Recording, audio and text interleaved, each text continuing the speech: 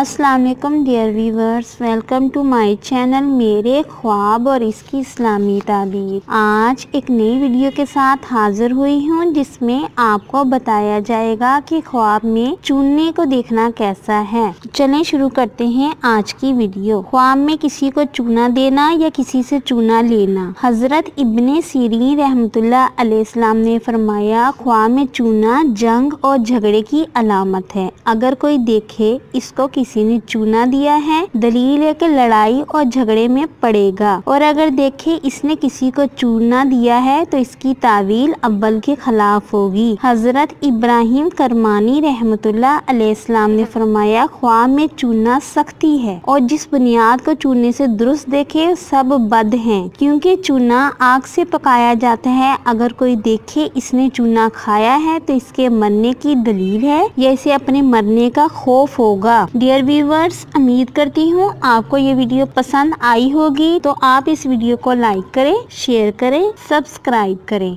और अगर आपको कोई सवाल पूछना हो इस वीडियो के मुतालिक या किसी ख्वाब की ताबीर मालूम करनी हो तो नीचे कमेंट्स में पूछ सकते हैं। Thanks for watching video. Allah Hafiz.